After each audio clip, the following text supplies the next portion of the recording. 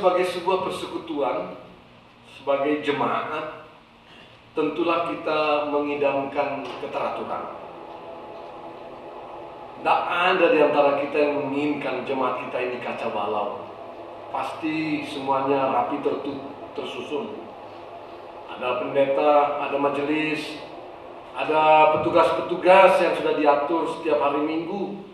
Dan kalau boleh semuanya berjalan dengan teratur. Tetapi keteraturan ini semua orang menjalankan sesuai dengan fungsinya. Semua orang menjalankan kehidupannya sesuai dengan karunia yang dimiliki masing-masing. Kita dambakan tidak hanya berlangsung dalam kehidupan beribadah seperti ini. Kita pasti menginginkan juga dalam kehidupan keseharian jemaat GKI San Jose ini. Bahkan lebih jauh juga dalam keteraturan rumah tangga kita masing-masing. Ayah berperan sebagai ayah, istri berperan sebagai istri, anak-anak berperan dengan perannya masing-masing, dengan karunia yang mereka miliki masing-masing. Karena kan aneh kalau seorang anak tiba-tiba berperan sebagai ayah di rumah, kacau balau rumah tangga kita. Tidak ada orang yang menginginkan keadaan yang kacau balau. Ya kecuali sudah kacau pikirannya, yang perlu dibengkelkan dulu ke rumah sakit jiwa misalnya. Kehidupan yang damai itu adalah dambaan semua umat manusia di dunia ini. Saya nggak percaya ada orang yang tidak menginginkan damai pada sesungguhnya. Setiap orang menginginkan itu. Karena pada dasarnya setiap orang memang merindukan kedamaian dan keteraturan itu. Tetapi kenapa kenyataan yang kita hadapi kok lain daripada yang kita dambakan? Kenyataannya konflik dan perselisihan makin menggejala dari waktu ke waktu. Dunia kita yang kita diami ini dari waktu ke waktu makin penuh dengan ragam kekerasan dan ketidakadilan di berbagai belahan dunia. Di Indonesia, di Amerika, di Afrika, di Asia, dan di berbagai tempat di dunia ini. Maka tidak heran kalau seorang Mangunwijaya, saya kira kita paling tidak tahu nama ini, kalaupun tidak pernah jumpa almarhum Mangunwijaya. Dia pernah berkata begini, dunia ini semakin tua, namun peradaban umat manusia belum membaik. Di mana-mana perkelahian dan persengketaan masih tercetus dan hampir selalu dengan alasan yang sama. Perbedaan primordial menyangkut ras, agama, golongan, atau rebutan sumber hidup.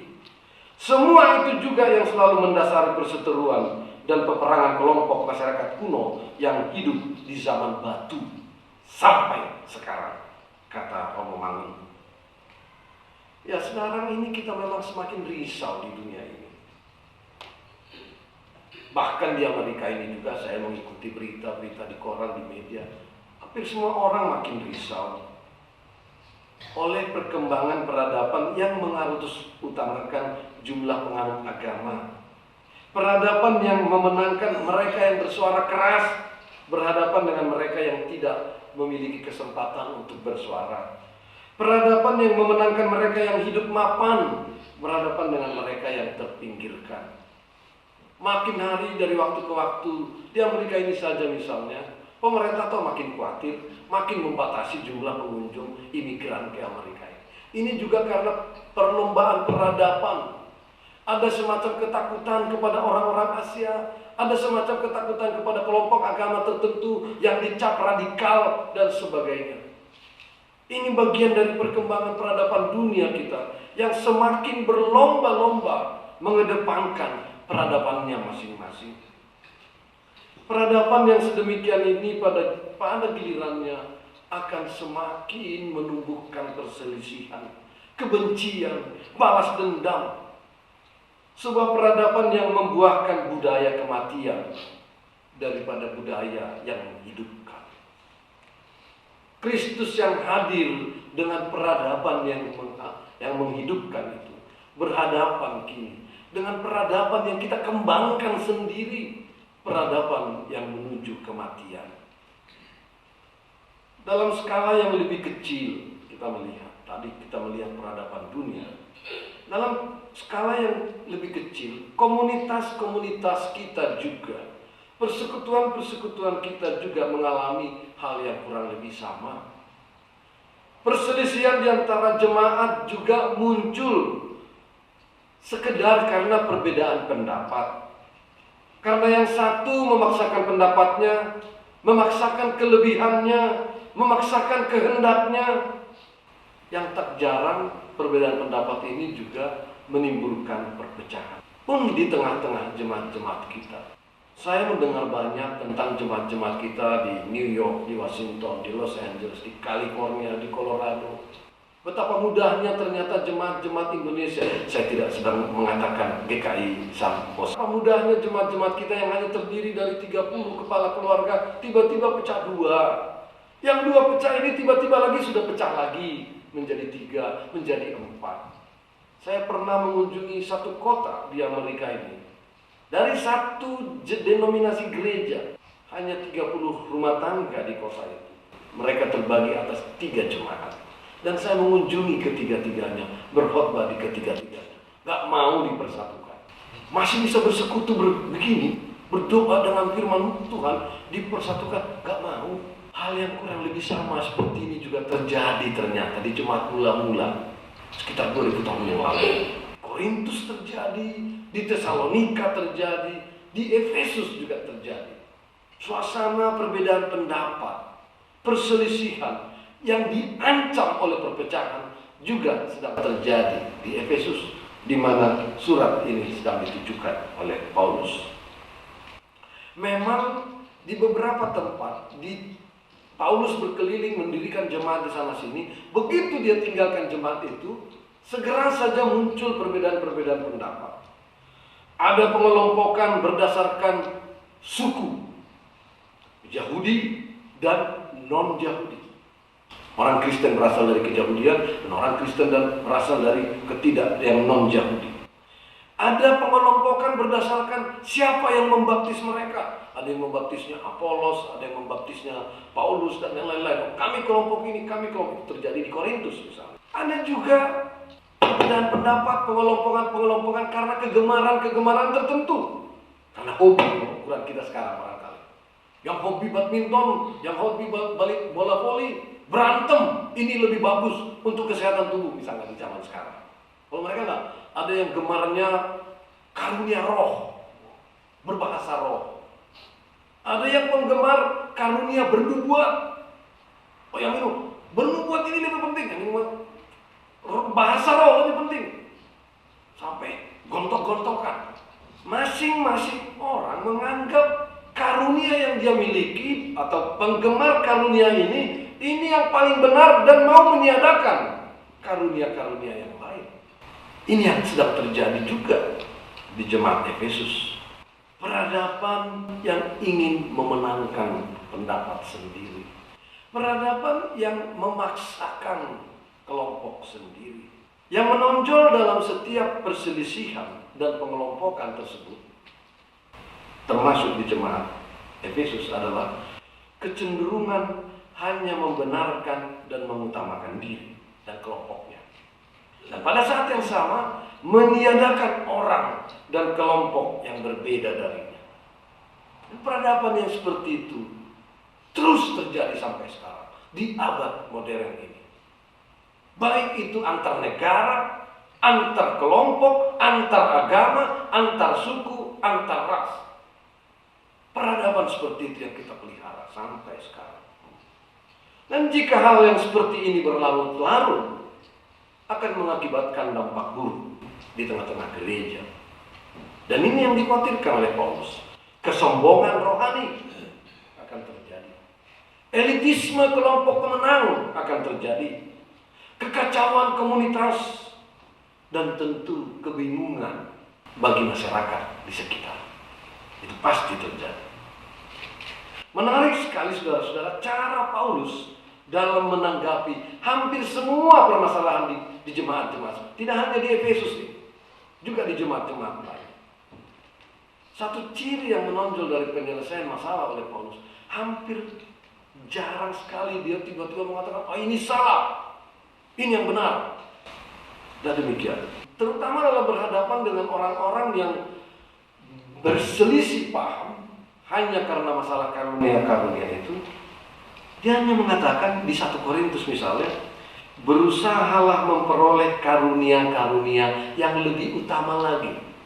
Jadi kalau ada ini berhadapan dengan ini, carilah yang lebih utama lagi, tanpa bermaksud untuk menyalahkan salah satu karunia dan mengutamakan karunia yang lain. Dan yang dipentingkan oleh Paulus ketika dia berkata berusahalah memperoleh karunia yang lebih utama lagi adalah bahwa semua karunia itu harus dimanfaatkan bagi komunitas sebanyak-banyaknya.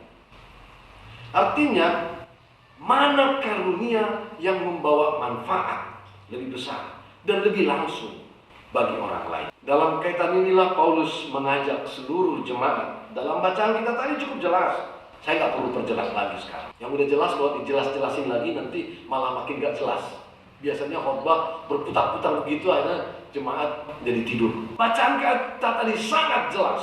Sebagai orang yang telah dipanggil oleh Kristus, hiduplah berpadanan dengan panggilan itu. Kurang jelas apa? Itu di ayat 1. Ayat 2 dikatakan menunjukkan kasih dalam hal saling membantu. Ayo saling membantu. Masa nggak jelas? Dalam kasih kita saling membantu. Tapi saling membantu jangan seperti saya katakan di bagian awal sebelum pengakuan dosa tadi. Membantu hanya orang-orang yang kita sukai. Yang nggak kita sukai nggak dibantu. Memilah-milah orang. Lebih lanjut dia katakan di tengah keragaman yang ada, oke, beragam karunia, tapi hendaknya tetap memelihara kesatuan roh oleh ikatan damai sejahtera. Ayat 3 tadi jelas sekali. Paulus juga mengingatkan bahwa karunia yang beragam itu, termasuk jabatan yang beragam di tengah-tengah gereja, entah pemusik, entah song leader, entah penatua, entah pendeta, ingatlah. Dan ini juga perlu bagi gereja-gereja di Indonesia. Entah bishop, eporus, apa ketua klasis, apapun posisinya, semua itu berasal dari Kristus. Semuanya berasal dari Kristus dan untuk fungsi yang sama. Semuanya mau jadi ketua sinode, mau jadi koster di gereja, sama tujuannya untuk memperlengkapi orang-orang kudus. Bahasa kerennya sekarang ini dipakai dalam bahasa Indonesia untuk membina warga jemaat, memperlengkapi orang-orang kudus, membina jemaat. Untuk apa jemaat dibina? Agar berpegang teguh kepada kebenaran di dalam kasih. Lagi-lagi di dalam kasih, bertumbuh dalam segala hal ke arah Kristus dan menerima pertumbuhannya dan membangun dirinya di dalam lagi-lagi kasih. Oleh karena itu, dari semua ragam karunia yang kita miliki, dari ragam semua posisi yang dipercayakan kepada kita, dari seluruh jabatan yang dipercayakan kepada kita, semuanya harus diarahkan di dalam kasih. Oleh karena itu, agar tuntutan jemaat ditata rapih tersusun, semuanya ini hanya mungkin kalau kita menjalankannya dengan kasih. Keutamaan kasih dalam penggunaan karunia-karunia itu. Kejarlah kasih itu, kata Paulus. Tunjukkanlah kasihmu dalam saling membantu, kata Paulus dalam bacaan kita ayat 2 tadi. Membangun dirinya dalam kasih, kata Paulus dalam ayat 16 bacaan kita tadi. Oleh karena itu pada minggu ini saya mau mengajak kita untuk melihat dua sifat manusia yang saling bertentangan. Yang dua-duanya bisa saja ada dalam diri kita. Mungkin kadarnya besar, yang satu kadarnya kecil. Mungkin besok yang ini lebih besar, hari ini lebih besar yang ini. Yang satu adalah apa yang disebut dengan egoisme. Dalam diri kita itu selalu ada. Yang kedua adalah altruism. Bahasa Indonesianya ini apa ya? Tapi Bapak Ibu lebih tahu dari saya bahasa Inggris lah. Altruism yang satu dan yang kedua egoisme. Keduanya ini memang berlawanan. Saya mau mulai dengan egoisme. Saya kira saudara akan setuju kalau saya mengatakan bahwa kita ini semua membutuhkan cinta kasih. Pasti kita semua ini menginginkan cinta. Saya juga menginginkan. Kalau boleh Pak Pendeta, Mika mengasihi saya. Dan yang terutama kalau boleh istri saya makin mencintai saya. Semua kita mendambakan cinta kasih. Siapa di antara kita ini yang gak ingin dia kasih? Semua kita ini. Ini gambaran kemanusiaan kita di seluruh dunia. Semua orang mendambakan cinta kasih. Persoalannya adalah berapa banyakkah di antara kita yang bersedia untuk mengasihi. Hukum ekonomi kan mengatakan kalau tidak seimbang antara persediaan dan permintaan, akan ada krisis ekonomi, resesi ekonomi. Kalau persediaan untuk mencintai sangat sedikit, tapi permintaan untuk dikasihi begitu banyak, semua kita menginginkan untuk dikasihi. Karena egoisme tadi, maka terjadilah resesi cinta, atau katakanlah kegersangan cinta kasih. Inilah ciri dunia modern sekarang ini, kegersangan cinta kasih, di mana dunia kita ini sekarang sudah lebih banyak kebutuhan manusia untuk dicintai dibandingkan ketersediaan manusia untuk mengasihi.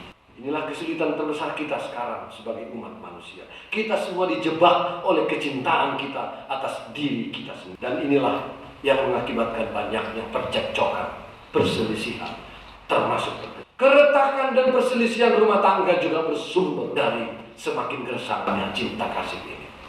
Oleh resesi cinta kasih. Sang suami menuntut cinta lebih besar, istri lebih menuntut cinta lebih besar, anak-anak menuntut cinta lebih besar lagi. Semuanya menuntut cinta, tetapi karena ketersediaan cinta kasih kurang, orang yang bersedia mengasihi, maka orang mencari cinta di tempat-tempat lain. Mencari cinta di meja judi, mencari cinta di narkotika, mencari cinta di minuman keras, dan berbagai tempat-tempat di mana dia merasa bisa menemukan cinta. Masing-masing menganggap di sanalah ia bisa memuaskan dahaga atas cinta kasih yang dia harapkan itu. Sekali lagi, karena egoisme yang begitu tinggi dalam diri kita. Kebalikannya adalah altruisme tadi, mengasihi dan mengutamakan orang lain. Inilah yang selalu diajarkan dalam kehidupan kekristenan kita. Hukum yang terutama dalam kehidupan Kristiani kita adalah kasihilah sesama manusia. Gak ada di antara kita yang gak tahu tentang itu. Pasti kita tahu semua. Mengasihi, mengasihi, mengasihi. Itulah hukum yang terutama dan utama. Tapi dalam kenyataan hidup kita sehari-hari, kebanyakan kita juga gagal melaksanakannya. Tetap saja ukuran egoisme tadi mendorong kita untuk lebih mengharap untuk diri kita ketimbang kita memberi untuk orang lain. Kita egois ketimbang altruis. Ini yang terjadi. Kenapa? Jangan-jangan konsep cinta yang kita pahami berbeda dengan cinta yang dimaksudkan oleh Kristus dalam Alkitab kita.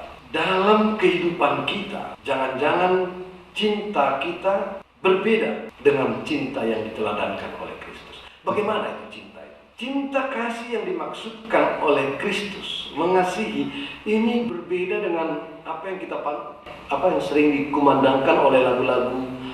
Lalu di bahasa Indonesia banyak lagu-lagu cinta, jatuh cinta, berjuta rasanya, yang seperti itu misalnya. Itu cinta tinggal di dalam perasaan. Cinta seorang Kristen itu wujud dengan tindakan, tidak dengan perasaan saja.